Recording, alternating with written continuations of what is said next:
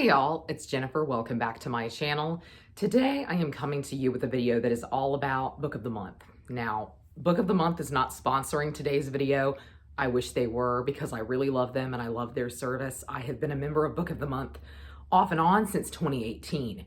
Today's video is more kind of a part of my bookshelf overhaul series in that I am going to look at every Book of the Month selection that I have on my shelves, and I am possibly going to be making some hard decisions about whether I should keep those books or whether they should go. Because really, books kind of have a high turnover rate in my house, or they used to prior to the pandemic. And so it tends to be that even if I enjoyed a book, if I know I'm not going to reread it, I go ahead and unhaul it. And so I think probably the majority of the books on my shelf from Book of the Month are probably going to be ones that I have either DNF'd, that I really loved, 5 stars, an all-time favorite, or they are going to be books that I just haven't gotten around to yet. And so I thought we could start down here because a few Book of the Month books live on my regular shelf that you always see me in front of. And they also live on another shelf that is kind of for all-time favorite books, books that I just don't want to unhaul for whatever reason. Now, Book of the Month is a subscription service, and they tend to have anywhere between 5 and 7 titles a month now that you can choose from, and they are really, really affordable. And that's largely why I have remained a member of their program for so long, and also just because they force me outside of my comfort zone quite a bit. They are always recommending books and choosing books that I don't think I would have known about otherwise. And so that means that I've taken a lot of risks with them, which is great because a lot of the time those risks pay off very, very well. But it also means that not every risk you take is going to be a gem. And so sadly, I think that's going to be a lot of what we come across today are just going to be books that I've started and put down. But the 3 that I have elevated to kind of all-time favorites, ones that I just don't intend to get rid of, are these 3. We, of course, have the perennial favorite, which is The 7 Husbands of Evelyn Hugo by Taylor Jenkins Reid. This is one of my favorite selections that they have ever had, and it's in general just one of my favorite books of all time. This took me completely off guard. The 7 Husbands of Evelyn Hugo is kind of about a classic Hollywood film star who is finally telling her life story and discussing the fact that she had 7 husbands. And throughout the course of the book, you find out who her real love was. And I just thought this was brilliant. A lot of people talk up Daisy Jones and the Six, which was her follow-up to this, which I also loved, and I think I may have also given 5 stars, but I did not connect to it the way I did with this. And it's always shocking to me that Daisy Jones is the one that people kind of cleave onto when this exists. That's one thing I really love about Book of the Month. This is a book it feels like I took a chance on, but that I absolutely loved. And so you'll find that a lot, I think, on these shelves. But this is definitely one of my all-time favorites. I'm never unhauling this. We also have The Invisible Life of Addie LaRue by V.E. Schwab. And I know this book was not everyone's cup of tea, but boy, is it mine. I really love this, and to this day, it is the only book of V.E. Schwab's that I can say I actually loved. It's certainly the only one of V.E. Schwab's that I've given 5 stars to. But this is kind of a story about an immortal being who's made a deal with a devil-like figure for immortality. But the catch is that everyone she meets forgets about her. And so this book is just really, really brilliantly written and brilliantly constructed, in my opinion. And I was really happy when Book of the Month picked this up. And so I really love this one. Again, I am never getting rid of this because this has kind of entered the echelons of a favorite book of all time for me. A book that is 100% not a favorite book of all time for me, but just in general was a really great read, is Cersei by Madeline Miller. I really enjoyed Cersei. It's not a book I would say is one of my favorites of all time, but it somehow wound up on my favorite shelf just because I really, really enjoyed the time that I spent with the book. And I believe I read this kind of immediately on the heels of Evelyn Hugo. And so I was constantly comparing this to that and just how wonderful that experience was. And I think had I read Cersei standing on its own, that it might be a favorite book for me and certainly a favorite Greek retelling, but I thoroughly enjoyed Cersei and it has lived on my favorite shelf basically ever since. Over on my regular shelf, I think I have more recent additions to Book of the Month, things that they have recently put out in the past year or so. So I have Siren Queen, which is similarly a classic Hollywood story, but of the silent film era. And this is a historical fantasy. And it is because of it being a historical fantasy that I think I have heard so many mixed things about it. And so this had a lot of hype prior to it coming out, but I have heard next to nothing about it since it came out last year. And it's one that has lived on my TBR ever since. I have not taken the plunge and gotten into this one yet. So if you have read this, please let me know your thoughts. Then we have a DNF that I'm going to go on and be brutal and just say, let's let it leave. That's Book of Night by Holly Black. This book is bizarre. It's truly odd. And there are many, many reasons I think that I DNF'd this. Some of it is I just wonder if Holly Black is the author for me, but some of it is too just kind of the content here. I feel like this was intended to be a standalone book or even a duology, but the majority of the book focuses on world building that I just don't think we need for a standalone or even a duology. And the world itself is rather confusing to get into. So that's really saying something. But I did not make it very far into this at all. If you have read it and you enjoyed it, please let me know and kind of persuade me to keep this on my shelf, because I think part of me believes I would probably really like this because I think it deals with your double and kind of your evil second half. And so I personally find that to be an interesting concept nearly 99% of the time. But I just struggled with the fact that this book was focusing so much on world building, and I also didn't automatically take to any of the characters. But please tell me down below if I should keep this one.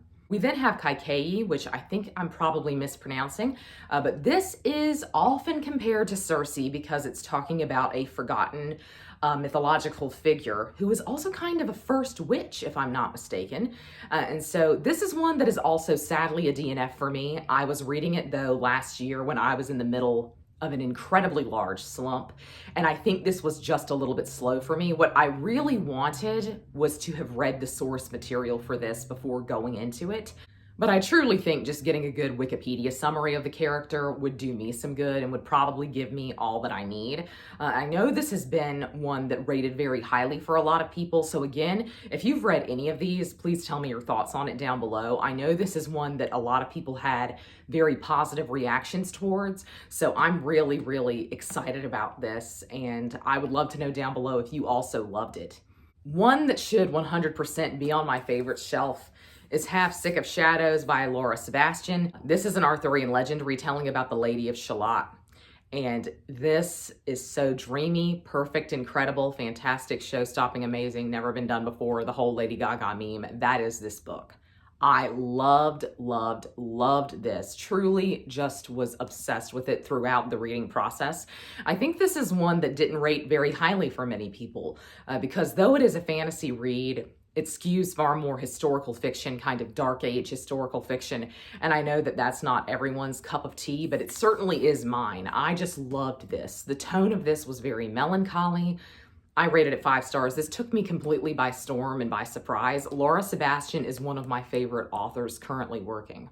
We then have Death on the Nile by Agatha Christie, which is an edition that Book of the Month released last year when the film released. And I wanted to read this before the film, so it worked out perfectly for me. And I adored this. This is also going on the favorite shelf for me because I think the edition is really beautiful. And so it sat on my bookshelf over there pretty often just because I think the colors are very vibrant and I think the spine's really beautiful. But I think I'm going to move it over to a favorite shelf. But at any rate, I loved Death on the Nile. It's one of my favorite Agatha Christie's so far. It was just a delight to read. And so I think I'm going to move it over to a favorite shelf. We then have a book that I haven't even started, but I feel like I'm going to love, and I was holding off on this one until the autumn last year, and then the autumn as a season just completely got away from me, and that's The Hacienda by Isabel Cañas. And everyone has talked this up. If you love horror, that you're going to love this. And I'm really, really excited about it because it's kind of like a secluded house story. It's very Rebecca, Jane Eyre-esque, and I think it's also just kind of gothic. And so I'm excited about this, but I have heard mixed things. So this is one I want to go into kind of tentatively, but I still really want to save it for the autumn. It seems like as a spooky book that's when I should read it. We then have A Wilderness of Stars by Shea Earnshaw, which is one of my most recent additions to my Book of the Month collection, and I have yet to read this one as well. I am tentatively excited about this. I have loved some things by Shea Earnshaw, but I have hated others, and so I feel like I play Russian roulette a little bit with her as an author, and I've heard next to nothing about this since it was a Book of the Month pick. But this is all about the stars, all about astronomy, which I think will be really fun and interesting to read. Then we have Fireborn by Rosaria Munda, which is an all-time favorite for me. And I am torn on this because this series as a whole got new covers, and it is also a series that Book of the Month never carried on with. So that's something that you have to keep in mind with Book of the Month. When you pick up book one in a series from them, they are often not going to carry the rest of the series, and so you're not going to have matching editions. And I know that that bothers a lot of people, and for me, it does with the Fireborn trilogy because in general, they went through a cover change, and the regular books are about half this size. What I really love about Book of the Month is the sizing of their books and the sizing of their text, and so I just don't really want to part with this. I think I will also move this over to a favorite shelf because it certainly is a favorite for me. I just absolutely adored this series, and this is another one that I took just a complete chance on. It was just recommended to me on Book of the Month one day, and I said, you know, I'll try it, and I am so glad I did. We then have another kind of victim of how they do their series, which is Foul Lady Fortune by Chloe Gong. So I've started reading this and I was really enjoying it, but apparently I did not finish the series that came before this, These Violent Delights by Chloe Gong, which interestingly, Book of the Month carried book one of, but did not carry book two of the duology, which I think is odd that they would have done that and then carried book one of Chloe Gong's next series. Bizarre to me. And so I've not read this just because I feel like I need to go back and reread These Violent Delights, read the second one, and then move into this. These Violent Delights is a Romeo and Juliet retelling in 1920s Shanghai with gangs, street gangs. And I feel like I don't need to say any more than that. Like, that's intriguing enough on its own. And I really loved These Violent Delights. I specifically loved Chloe Gong's writing style. I think a lot of people will find her writing style to be a bit overwritten. She's telling you a bit too much information, and really nothing is left to your imagination. Sometimes I like to be guided like that. And so I really, really enjoy her writing, and I was excited about this because this is specifically like a spy story set in Shanghai in the 1930s, but it immediately carries on from that prior series. Let's move upstairs and look at the bulk of the Book of the Month collection. I know you're shocked that this wasn't the bulk of it, but these will be older titles that are upstairs, but a lot of them are ones that I haven't gotten around to, and I think that's where we will be culling the most. So far we've only culled one book, but we're moving some things around, which also feels like progress to me. So we are here with the scary bookshelf, which is the bookshelf that is stacked 2 and 3 like books deep. And so this is the one that I am the most scared of in terms of the bookshelf overhaul, and it's why I really haven't carried forward with that series. This room is about to get fresh paint and everything, and it feels pertinent to me to get everything off this shelf, but I don't think that's what's going to be achieved today. So let's just go on and go through what I have up here in terms of Book of the Month. That technically lives down here on the bottom shelf. And so let's just go on and go through things. We have The Last Tale of the Flower Bride by Roshini Chokshi. This is easily going on the favorite shelf downstairs, so I should just move this out of the way. This is a very recent addition to Book of the Month, and I absolutely adored this. We have Girl Serpent Thorn, which I really enjoyed at the time, and I think I have kept largely because the cover is so beautiful. But if I'm being honest, is this one that I'm going to reread? No, but I just can't part with this cover. I really, really enjoyed this. This is kind of, I think, a YA fantasy that I just thought was a really interesting twist on the love triangle, and it's also interacting with different mythologies. It's very, very fun. Then we have A River Enchanted by Rebecca Ross, which is one of their picks from last year that I'm shocked I still haven't gotten to. I started it, as you can see, so this is technically a DNF, but Rebecca Ross is also one of my favorite fantasy authors currently working, and this is kind of a Scottish-inspired fantasy, so I think I'll probably really enjoy this when I get into it. This is a duology, and believe it or not, Book of the Month carried the second book, so I also picked that up, so that's somewhere. One I have totally and completely forgotten about is Small Angels by Lauren Owen. I don't know anything about this, but I'm going to guess, just based on the fact that I have forgotten everything about it, this is one I should probably let go of. But it's about, okay, it's about a small English village stirring up unsettling magic. Never mind, we're going to keep that because I think even if I don't get to it very soon, that'll probably be a pretty great autumnal read. We have Beautiful World, Where Are You by Sally Rooney, which, believe it or not, I really enjoyed when I read it. And so I think I'll also move that to a shelf downstairs because I just don't intend to have to cull those shelves that often. And so I think that's what I'll probably do. Maybe I'll move this downstairs because I want to keep it because I tabbed this and I had a lot of thoughts about it. So whether I loved the book or not, I really interacted with it quite a bit. So I'm excited just to have this on my shelf as kind of a record of me stepping out of my comfort zone. Then we have The Stardust Thief by Chelsea Abdullah. This is another one that I have DNF'd, and part of me feels like I will likely never come back to this. And so part of me thinks maybe I should get rid of this. Please defend this to me in the comments if you really loved it. I just did not immediately take to this, and so it just felt like I might want to let this one go, not only because of that, but also because even if I do love it, it's not very likely that Book of the Month will carry the rest of the books in this trilogy. And so maybe it behooves me not to even have this edition at all. But please defend this to me because I do think I could really like it. I love desert fantasy. It's one of my favorite things. If I'm going to read fantasy, I love it when it's set in a desert. And so I think a lot of people really felt fondly towards the characters in this, but it did not grip me right off the bat. We have Spells for Forgetting by Adrienne Young, which is one that I have not yet gotten to, but I know a lot of people had mixed opinions on this one when it came out in Book of the Month last year. A lot of people picked this and then had a very mixed reaction to it, and so I'm looking forward to trying that. Then we have Booth, which is an all-time favorite. It's definitely going on the favorite shelf.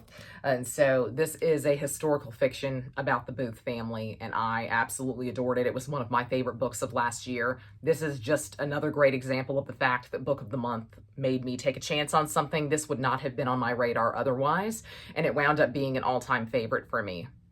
Another that I thoroughly enjoyed is The Cloisters by Katie Hayes, and it's one of the best dark academia books that I've ever read. I really, really enjoyed this, and so I think I might also migrate this one downstairs. This is kind of a current favorite for me, but I really do wonder about the longevity of this, about how long I will consider it a favorite. Then we have The Night She Disappeared by Lisa Jewell. I basically got this for my mom because she kind of likes Lisa Jewell, and so I think I probably had an extra credit. I am going to get rid of this because I have tried to read it and I couldn't get into it, and my mom has already read it and she is not a rereader. And so I think I'm going to let this one go. We then have A History of Wild Places by Shea Earnshaw. I'm curious about this, but it's another one that I've heard a lot of people loved and then a lot of people hated when it came out. I think this is a couple of years old. And so I'll be interested to see how I feel about this one. I think I'm going to keep this. If you've read it, what were your feelings on it? Here's These Violent Delights, which I'm definitely keeping. Maybe I'll get like the paperback editions and just get rid of this one since I'm never going to get the second book in this duology in this edition because it doesn't exist. And so we'll see about that. But for right now, I'm going to keep this. I really enjoyed it, and I'm shocked that I didn't automatically carry on with the duology. I thought that I had, but apparently I did not. We then have The Kingdom of Back by Marie Lu, which I actually have not read, even though it has been on my shelf for many years at this point. I think it came out right around the start of the pandemic. And a lot of people talked about the melancholy, depressing tone to this because it is about Mozart's sister and kind of going to this kingdom of back that famously Mozart and his sister created as children. I just was not in the mood for anything heavy or depressing at the start of the pandemic. But I think for the people who did pick this up and read it, I think it really wound up being a favorite for a lot of people. So I'm definitely going to keep this. This is telling me a lot of what I think I need to prioritize in terms of my TBR moving forward. We then have The Postmistress of Paris, which is one I completely forgot about. This is hidden behind my first stack of Book of the Month books. So there you go. That's why things should not be stacked 2 and 3 deep. But I am excited about this one, even though I am not necessarily a World War II girly. I think this had a lot of positive attention when it first came out, and it's very long, but I think this is about spies in World War II, I'll give it a go, but I really do think that a lot of times World War II fiction has been overplayed for me because it's often the same type of story. I feel like there are 3 or 4 story archetypes that most authors go with in terms of World War II women's fiction in particular.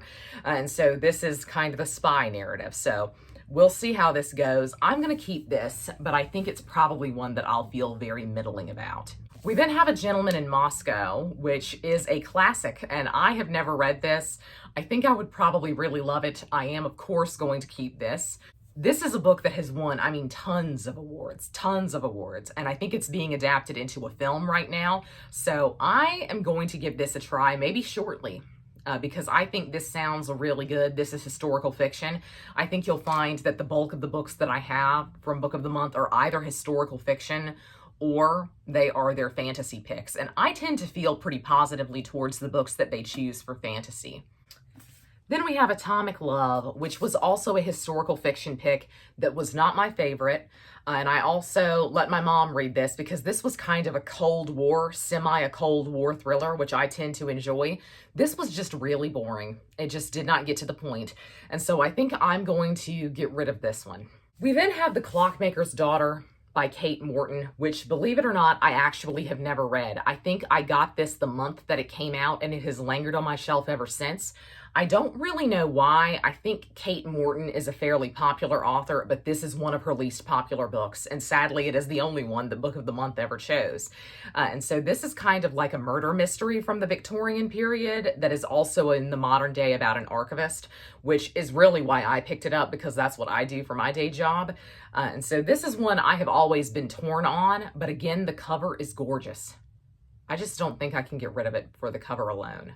We then have Star Daughter, which I'll tell you I fully picked up because of the cover, and is also one that, believe it or not, I have never gotten around to. And I'm not really sure why that is, because I've heard mixed things about it, but it's mixed in a way that makes me think I would like it. It seems like a lot of people did not like the overly flowery writing style, but I personally think that I really would. So I'm going to move this up the TBR, I think, because the cover is just stunning. Is it not beautiful? We then have The Star-Crossed Sisters of Tuscany. I'm torn on this one because this is just such chick fiction, and I am never the target audience for this, but y'all know why I picked it up. Does it say it's set in Italy? Yeah. So this is one I've always been torn on because I've tried it before and I couldn't really get into it, but it does seem like on occasion, like when you go to the beach or something, that you really want something very light to read. And so I think, I don't know, I'm tempted to keep this around, but at the same time, I think I should probably just get rid of it, and I think that's what I'll do. Another Taylor Jenkins read up here, Malibu Rising. I DNF'd this because it was so boring, and I truly cannot believe that the same author who wrote Daisy Jones and the Six and The Seven Husbands of Evelyn Hugo wrote this. I really, really did not get on with this, and so I'll be letting this one go. We then have Piranesi by Susanna Clarke, which is a fantastic read, and one that I think I'll probably elevate to the level of a favorite. I think I'll probably move this one downstairs. We have another DNF, which was Age of Vice by Deepti Kapoor. I think I'll come back to this because this is often described as kind of like a mafia type story, which I tend to really enjoy. This was just really dark and heavy for me at the time when I started reading it. So I think I'll probably give this one another go. I'm going to keep it for a little while. They always pick a book at the end of the year that they think they should have included earlier, and last year it was Babel, so I picked this up. I am shocked I still haven't read this. I feel so sure I'm going to be obsessed with it that I'm just really going to love it. And so I think I kind of put off books that I feel like I'm going to give 5 stars to. I really don't know why, but I'm definitely keeping this. This is on my current TBR stack. There it is, A Fire Endless. So this is the second book in that duology, and I definitely need to get around to this. We have The Last Russian Doll, which is historical fiction about the Russian Revolution, which I thought sounded really good. This was kind of my pick this month, along with The Adventures of Amina al-Sarafi by Shannon Chakraborty, which is somewhere, but is nowhere up here. But this was one of my picks this month as well, and I'm really excited about this. I think it sounds really good.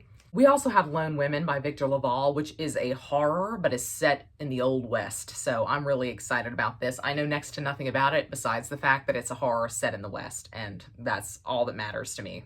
Kind of last but not least, I also have the Book of the Year finalist from last year that actually won, I think. And so that is Tomorrow and Tomorrow and Tomorrow by Gabrielle Zevin. This is a book that I feel like will either hit very hard for me or it won't be my cup of tea at all. And I feel like there's just going to be no in between there. But I am kind of excited about this because this has had such long legs. People have just thoroughly enjoyed this in such an interesting way, and people continue to keep discovering it and keep rating it 5 stars, which I think is really exciting, especially for a contemporary novel. And this is essentially about video games, and I'm not a gamer, so I feel like I'm not going to have a lot of context for what's going on here, but I am excited about it. I feel good that we've culled around 6 books. I think that that's a good number, and I'm sure that once I finish some of the ones that are on my TBR, they will also get unhauled. But I would love to know down below if you use Book of the Month, if you have a large Book of the Month collection. I personally love their spines, I love their design, and I know a lot of readers don't, but I love the way they design their books. And so I really love Book of the Month. This is a collection for me that will continue to grow, but I think it will also continue to morph as I let things go. But that's going to be all for me today. I hope you're all having a great week. Happy reading. Goodbye.